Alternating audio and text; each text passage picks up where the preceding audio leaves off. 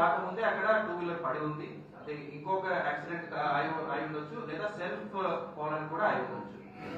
So bus 2 wheeler దాకా వచ్చి అక్కడ స్టక్ అయింది. 2 వీలర్ స్టక్ అయిన వల్ల స్పార్క్ వచ్చాయి. ఆ స్పార్క్ వల్ల ఇనిషియల్ ఫైర్ స్టార్ట్ అయింది. సో ఇప్పుడు దాకా ఉన్న ఇన్వెస్టిగేషన్ రివీల్స్ దీస్ ఫ్యాక్ట్స్.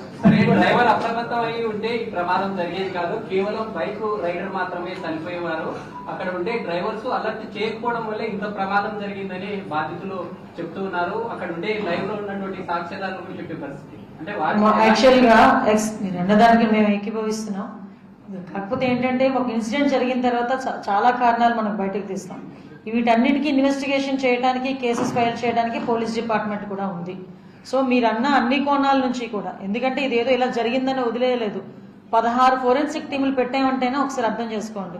అందులో 4 టీమ్స్ ఎక్స్క్లూజివ్లీ దీని గురించే, ఇన్సిడెంట్ ఎలా జరిగింది, ఇన్సిడెంట్ జరగడానికి కారణం ఏంటి, ఎక్కడ స్టార్ట్ అయింది, ఇవన్నీ కూడా చాలా క్లియర్ గా బయటకు వస్తాయి. ప్రతి ఒక్కరి మీద కూడా చర్యలు ఉంటాయి. ఆల్రెడీ కేసెస్ కూడా ఫైల్ అయినాయి. ఓకే,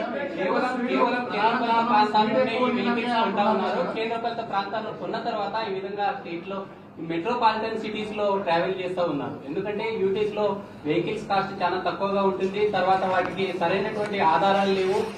ఆధారాలు లేకున్నా అధికారులు కూడా మామూలు మాయలు ఉంటూ యథేచ్ఛగా ఈ వెహికల్స్ రోడ్డు మీదకి రావడం